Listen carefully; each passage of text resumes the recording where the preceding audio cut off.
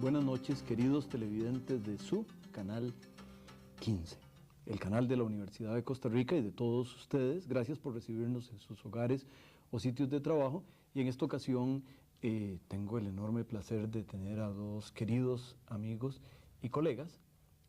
Tengo a mi derecha a Rafael Ángel Trejos, que es un experto en temas diversos de la economía y en general temas en los años recientes, en temas de la agricultura, pero pues en su momento anduvo con temas de turismo y otras cosas.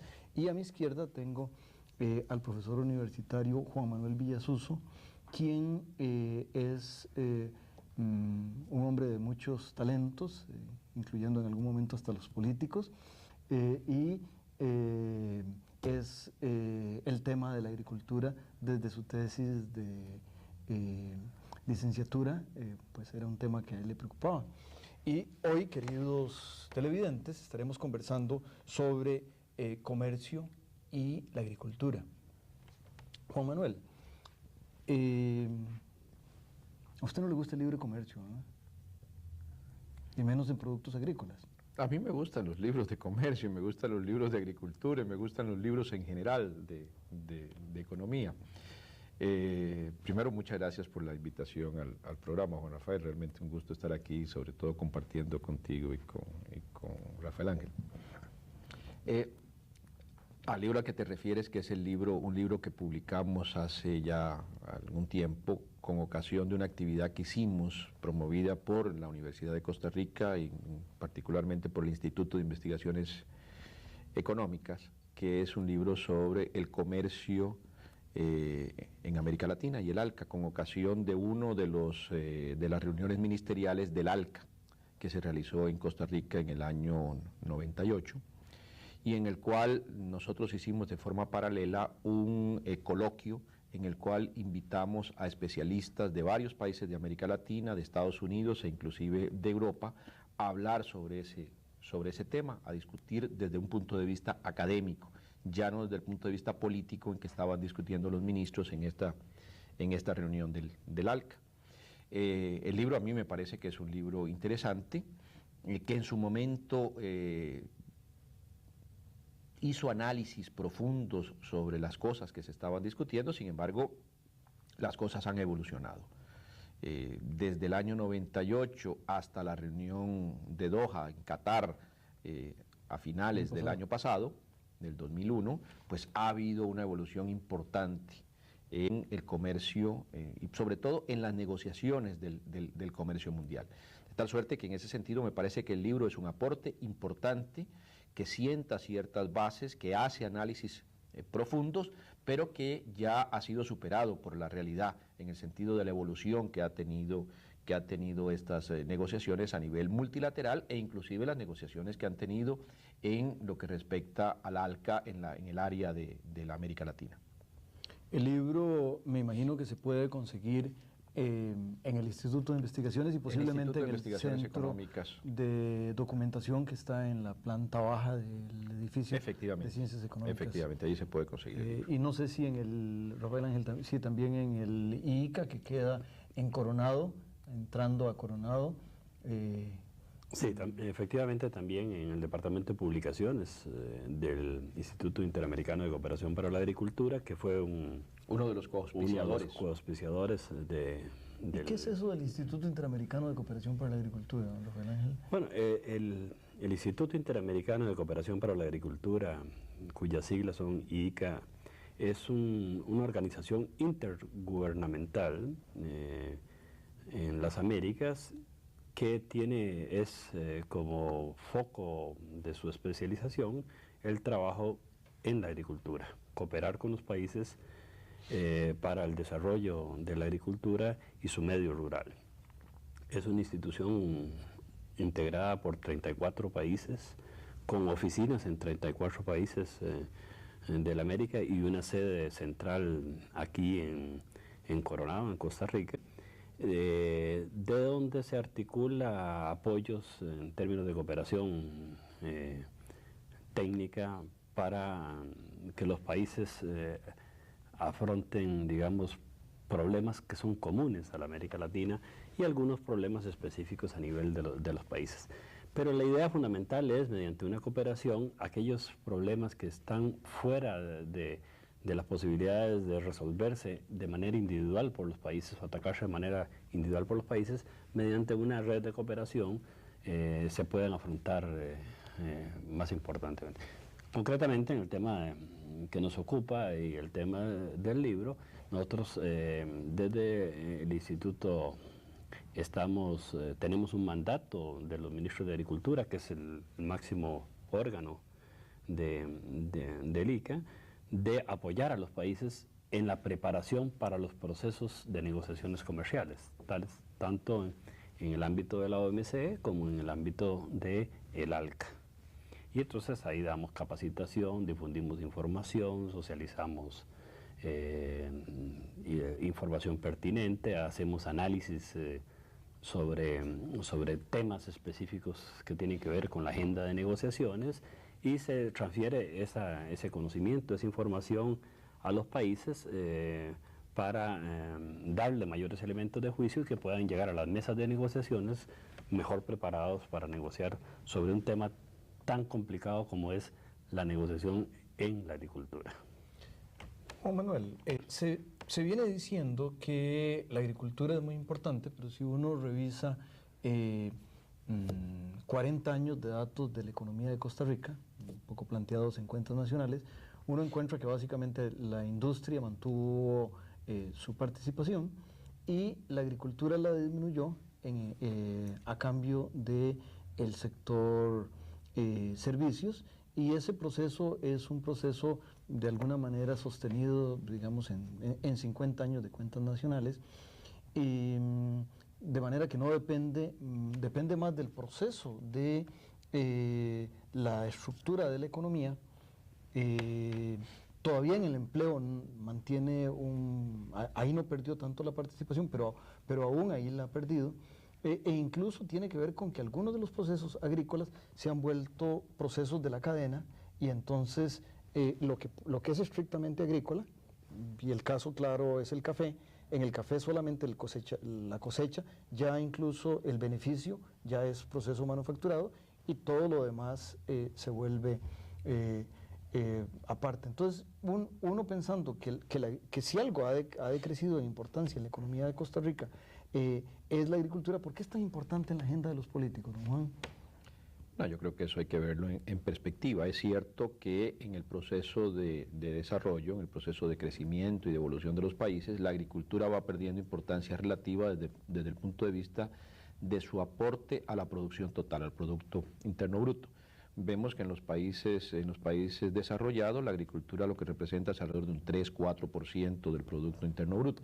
En el caso de Costa Rica, en este momento la agricultura representa alrededor del 17-18% en cuanto a aporte al Producto Interno Bruto.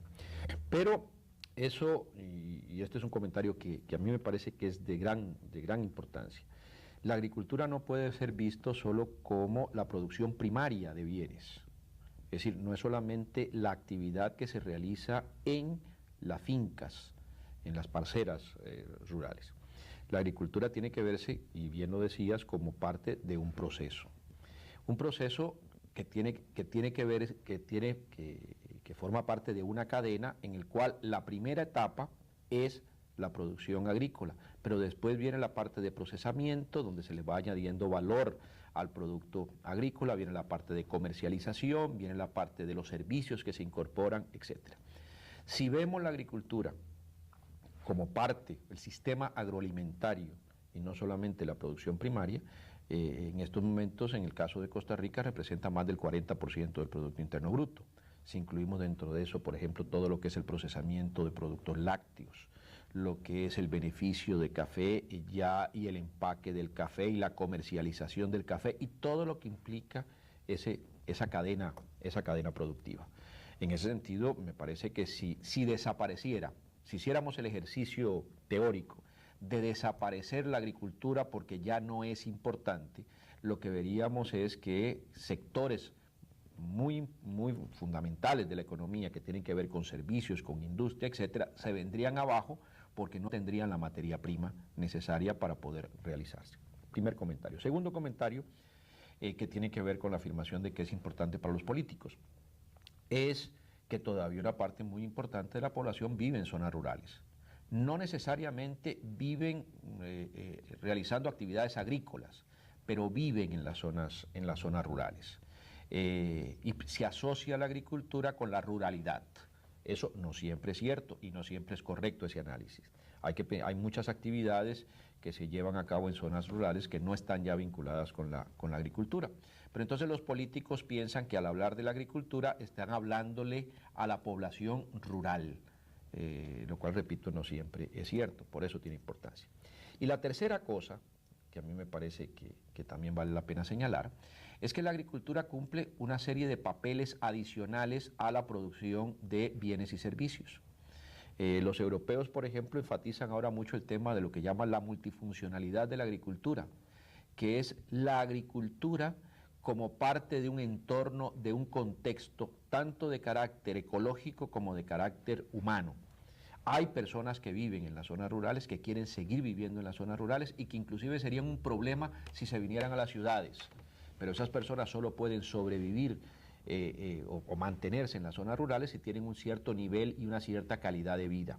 Y por otro lado, la agricultura está muy vinculada con la conservación y con el uso racional de los recursos naturales. Una agricultura puede ser tremendamente depredadora del medio ambiente o puede ser muy importante para justamente la conservación del medio ambiente. Con esos y otros temas continuaremos en unos minutos después de que el canal les dé un mensaje que tiene para ustedes.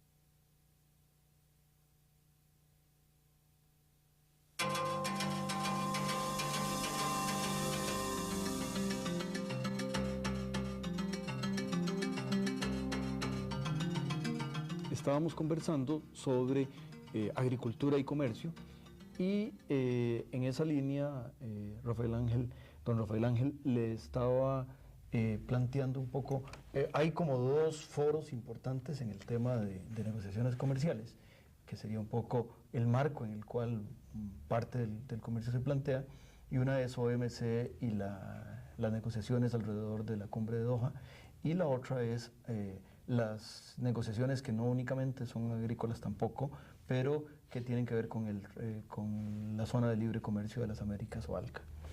Cuéntanos.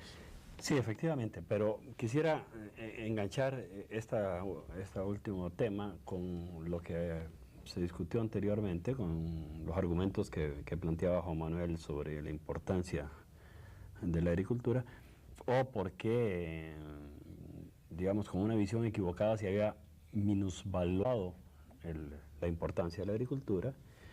Y vos comentabas que en las cuentas nacionales se viene reflejando una caída sistemática a través del tiempo de la importancia. Hay otro dato ahí, don Rafael Ángel, que es en las exportaciones de Costa Rica, si uno suma café y banano, que son los protagónicos y que uno de ellos le permitió a don Ricardo Jiménez decir que el mejor ministro de Hacienda era una buena cosecha de café. Si uno suma los dos, en las exportaciones de Costa Rica no llegan al 10%. Sí, pero efectivamente, y muy vinculado a eso, el problema de las cuentas nacionales es que no miden la verdadera dimensión de la agricultura.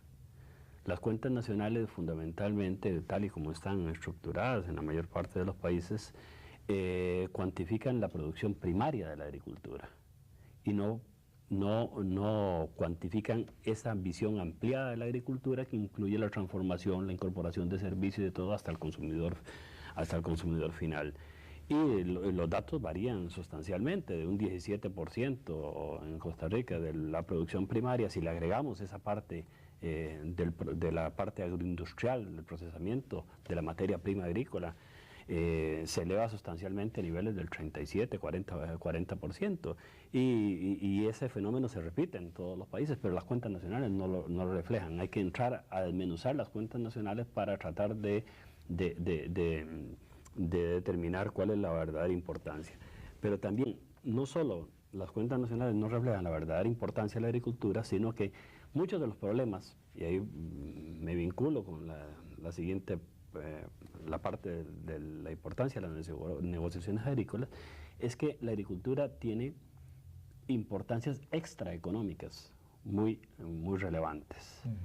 Hay razones sociales, razones culturales, inclusive razones de seguridad nacional, que pesan mucho en las definiciones de las estrategias y las políticas a nivel de los países, que le dan a la agricultura, aunque sea un porcentaje reducido en Estados Unidos, 4 o 5%, la agricultura primaria, 16, 18%, viéndolo en su visión ampliada, etcétera. Y la agricultura es un elemento importante que inclusive justifica que el Estado, tanto en los Estados Unidos como en países de la Unión Europea y en países desarrollados, dediquen parte importante de sus presupuestos públicos a ayudar a la agricultura.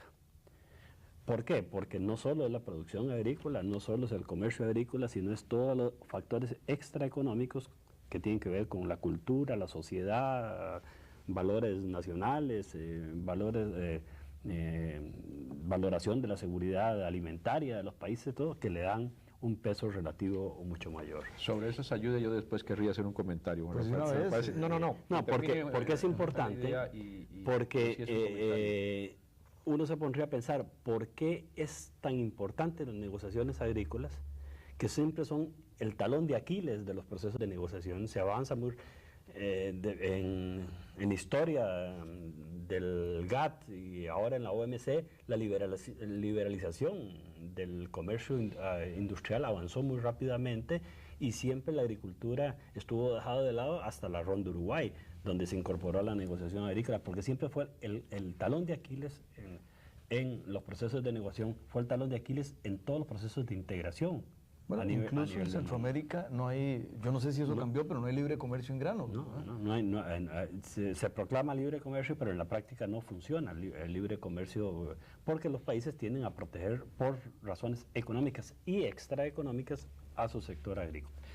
Y las negociaciones, tanto en la OMC como en el ALCA, que están corriendo paralelamente y que tienen horizontes de culminación muy parecidos, por ahí, alrededor del 2005, hay el mandato de los presidentes de América Latina de que en el 2005 ya tiene que estar en funcionamiento el área de libre comercio en las Américas, y se estima que en la OMC el proceso de negociación de esta nueva ronda multilateral también va a tener su culminación cerca de esa misma fecha.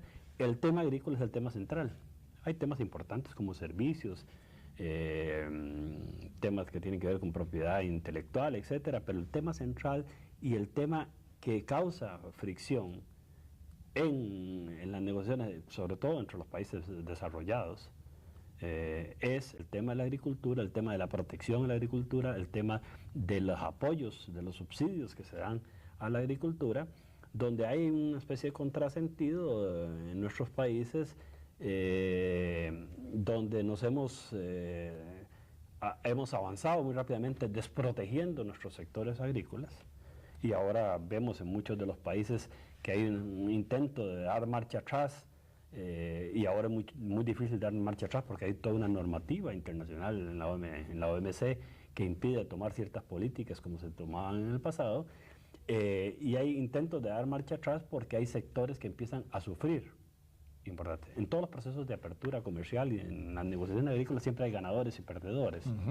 El problema, los ganadores van muy bien y se desarrollan muy bien y aplauden las iniciativas de libre comercio o liberalización comercial, pero los perdedores son los que pagan el pato de la fiesta.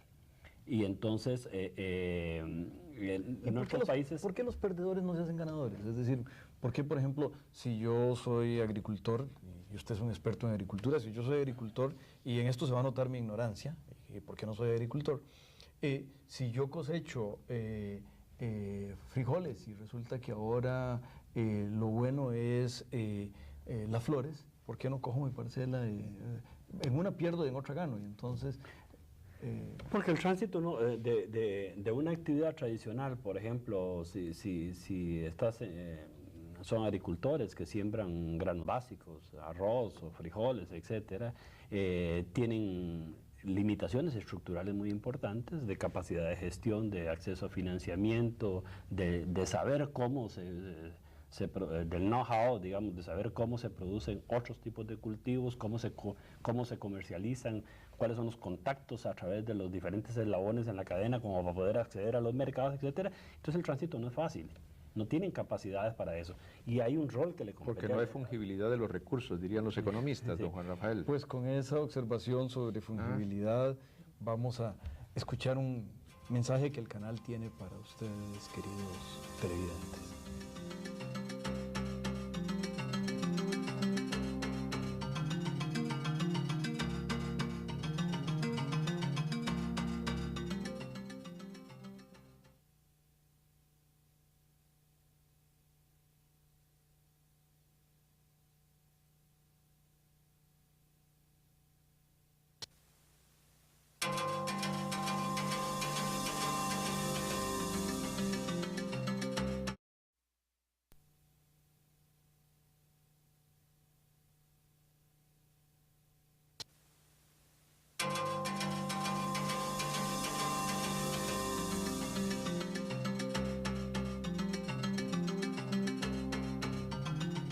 Conversábamos sobre la agricultura y don Rafael, usted tenía un mensaje que quiero que nos termine de compartir con los televidentes. Sí, fundamentalmente decíamos que en estos procesos hay ganadores y perdedores y que los perdedores no son fácilmente convertibles en ganadores. Es decir, automáticamente no se pueden convertir de la noche a la mañana como ganadores, hay que ayudarles a ser ganadores, porque son perdedores porque tienen limitaciones que no los hacen competitivos por diferentes razones, o porque tienen niveles bajos de productividad, o porque tienen problemas de limitada capacidad gerencial, o porque no tienen acceso a recursos, no tienen garantías para poder acceder a crédito bancario, etcétera, no tienen la tecnología para saber cómo se cultivan otros cultivos que podrían ser ganadores y cómo se comercializan eso. Entonces, no se convierten automáticamente en ganadores si no se les ayuda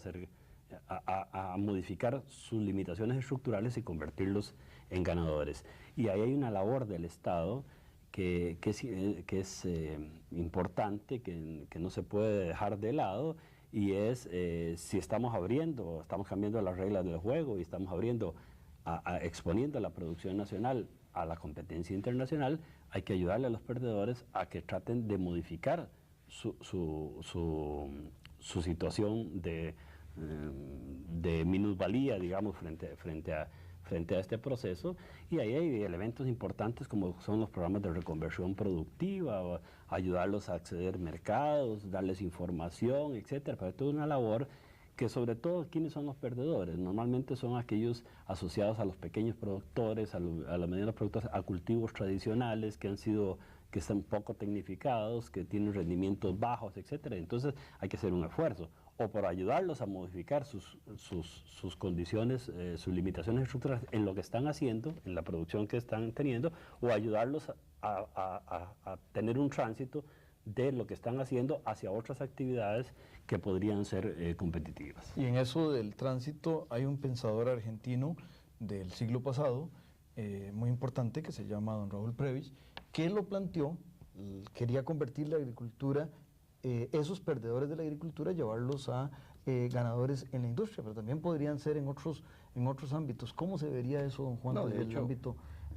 De hecho, se ha venido dando una transformación. Es decir, la agricultura de hoy no es la agricultura de hace unas décadas atrás. Ha habido un cambio importante desde el punto de vista tecnológico, desde el punto de vista de la incorporación de servicios. En fin, la agricultura de hoy día es bastante diferente, sobre todo la agricultura de carácter comercial. Sin embargo, quedan esos grupos que señalaba Rafael Ángel, de los pequeños agricultores que tienen limitaciones de financiamiento, limitaciones de propiedad de su tierra, limitaciones de conocimiento, de mercadeo, etcétera, etcétera, etcétera. Pero sobre esto de comercio, yo quisiera retomar un punto que es importante, y es el que tiene que ver con el libre comercio, porque se habla mucho del libre comercio, como que es algo que existe y que entonces nosotros tenemos que incorporarnos a ese a ese libre comercio, cuando lo cierto es que el libre comercio en general no existe, y en la agricultura menos que en ningún otro sector. Los subsidios que se dan a la agricultura en los países desarrollados, los países de la OECD, los países más grandes y más industrializados del mundo, sobrepasan los 400.000 millones de dólares anuales. Eso significa más de 1.000 millones de dólares diarios que estos gobiernos le dan a sus agricultores. Y se lo dan por varias vías, se lo dan no solo por la vía del subsidio de precios, sino también a través de subsidios a los servicios y a través de subsidios al consumidor. A través de esas vías se le están dando subsidios a los productores agrícolas de los países desarrollados. ¿Cómo podemos competir nosotros libremente cuando esos países están dando esas enormes cantidades de subsidios? Número uno. Número dos, el arancel promedio para la producción, para los productos agrícolas de los países de la OMC, que son alrededor de 130 países que forman parte de la Organización Mundial del Comercio. El arancel promedio para la agricultura es del 62%, cuando el arancel promedio para el sector industrial en esos mismos países es solamente del 4%. Vemos que entonces la protección que hay para la agricultura, para poder llevar nosotros nuestros productos agrícolas a esos otros países, no entran libremente, entran bajo teniendo que afrontar estas enormes barreras arancelarias. Por eso es que estas asimetrías son las que me parecen a mí que justifican el que en nuestro país se sigan políticas inteligentes de comercio y no simplemente que por razones dogmáticas se impulse el libre comercio, se busque la baja en los aranceles, se le quite el apoyo a los productores agrícolas. Al contrario, yo creo que si el mundo es como es, debemos de contribuir a cambiarlo, pero mientras no se cambie, nosotros tenemos que ser congruentes y defender primero lo nuestro, defender a nuestros agricultores contra estas asimetrías enormes que hay en el comercio de productos agrícolas. En ese sentido, yo creo que el gobierno tiene efectivamente una responsabilidad y que algunas de las políticas que se han seguido en los últimos años de disminución en los aranceles, de disminución en los tributos a la importación, han sido políticas erradas. Yo pienso que esto tiene que ser parte de un proceso de negociación y no hacerlo en forma unilateral, como repito, se ha hecho en Costa Rica en los últimos años. Pues ahí, sin embargo, Juan, y con una última reflexión, hay un tema de que los productos agrícolas en general están cerca de la dieta y cuando uno trata de estimar dónde está la pobreza se marca en los índices a través de la canasta alimentaria. Entonces, pensando en la canasta alimentaria, uno podría pensar que quizá no hubiera mucho problema en que y la pobreza en general por lo menos en Costa Rica, es un fenómeno femenino, mujeres jefe de hogar con 3 hijos y primaria no concluida. Esas mujeres tal vez sería bueno que recibieran el resultado último de los subsidios del resto del mundo teniendo los alimentos baratos, ¿no? Pues a mí me parece que eso sería muy conveniente. El problema que tenemos es que, de nuevo, el mercado de alimentos no es un mercado perfecto.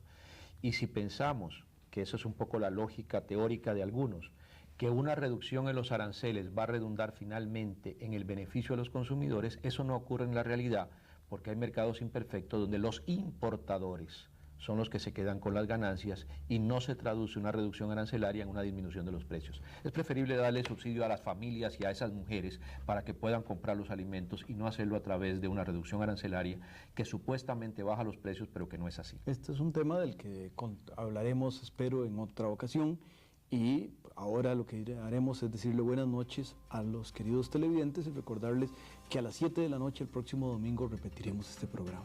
Buenas noches y gracias.